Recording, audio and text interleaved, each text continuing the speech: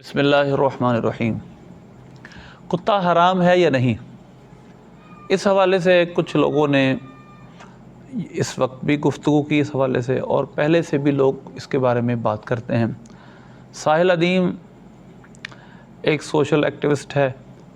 یا media activist اسے آپ کہہ لیں،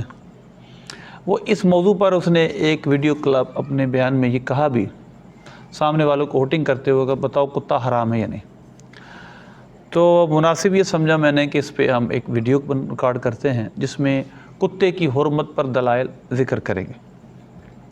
پہلی بات تو یہ قرآن پاک کی آیت ہے، نبی پاک صلی اللہ علیہ وسلم کا اللہ نے منصب یہ بیان کیا، وَيُحَرِّمُ عَلَيْهِمُ الْخَبَائِثَ، آپ مومنوں پر خبیث چیزیں حرام کریں گے۔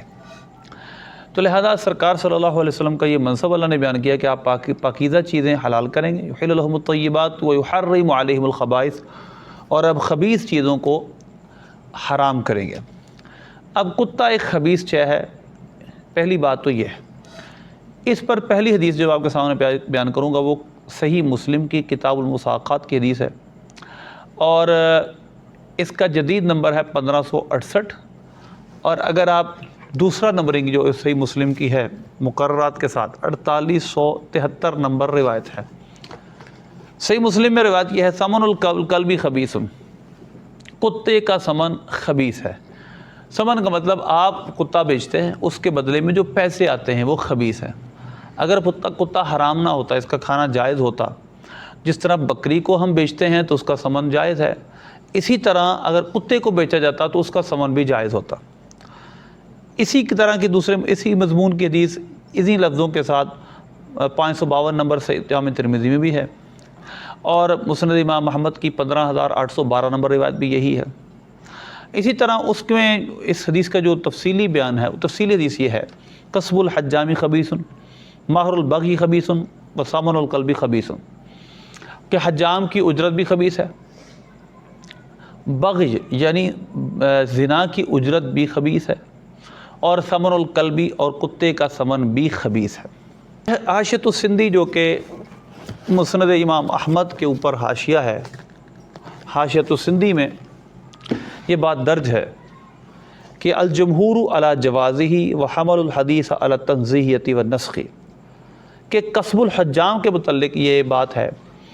کہ حجام کی یعنی سنگی لگوانے والے کی اجرت، جو خون نکالتے سنگی لگا کر، اس کے جواز پر جمہور ہیں، اور انہوں نے اس حدیث کو مکروہ تنزیہی پہ معمول کیا یا منسوخ ہونے پہ معمول کیا، لیکن بہرحال کتے کے سمن کے خبیث ہونے پر، حرام ہونے پر کسی نے بھی کلام نہیں کیا، سب اس کو ایسے ہی جانتے ہیں۔ بلکہ مسند امام محمد کی حدیث نمبر 2512 اور سنن ابو داؤد کی حدیث نمبر 3482 روایت یہ ہے کہ ثمن الکلب خبیث، کتے کا سمن خبیث ہے، یعنی کتے کا جو معاوضہ لیا جاتا ہے بیچ کر وہ خبیث ہے۔ فَإِذَا جَاءَكَ يَطْلُبُ ثَمَنَ الْكَلْبِ، جب تمہارے پاس آئے اور وہ آ کر تم سے کتے کے پیسے طلب کریں تو فرمایا فَمْلَأْ كَفَّيْهِ تُرَابًا، اس کے ہاتھوں کو تو مٹی سے بھر دے، فَمْلَأْ كَفَّيْهِ تُرَابًا، اس کے ہاتھوں پہ مٹی ڈال دے، یعنی اس کو ہاتھوں کو مٹی سے بھر دے۔ تو لہذا کتے کا سمن حدیث پاک میں حرام کیا گیا، اس کو خبیث کہا گیا ہے، اور نبی پاک صلی اللہ علیہ وسلم خبیث چیزوں کو حرام کرنے کے لیے آئے۔ دوسری حدیث، یہ تو ایک مضمون کی چند حدیثیں تھیں، اور دوسری حدیث اس کے بارے میں جو اور مضمون کی ہے، من امسک کلبا فإنه ينقص كل يوم من عمله قراط الا کلب حرث او ماشیۃ۔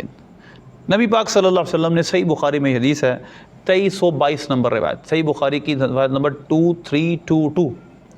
روایت یہ ہے، نبی پاک صلی اللہ علیہ وسلم نے فرمایا، جس نے کتے کو روکا تو اس کا ہر دن ایک عمل میں سے ایک قرات اجر کم ہوگا، فإنه ينقص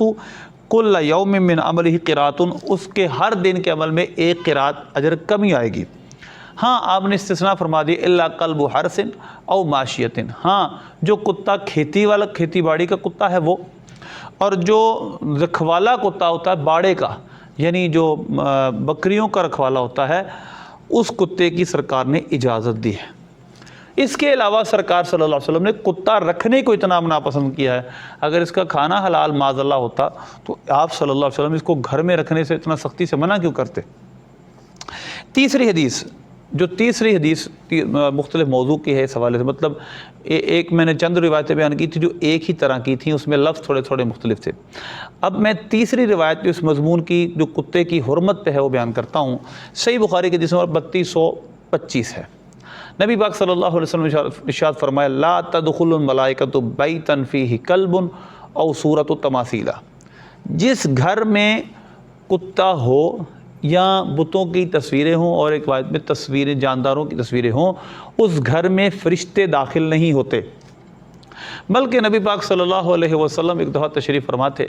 اور آپ صلی اللہ علیہ وسلم کی چارپائی کے نیچے کتا بیٹھا تھا۔ حضرت جبریل علیہ السلام آپ کی بارگاہ میں حاضر نہیں ہوئے۔ بعد میں انہوں نے بتایا کہ میں اس وجہ سے نہیں آیا کہ آپ کی چارپائی کے نیچے کتا تھا۔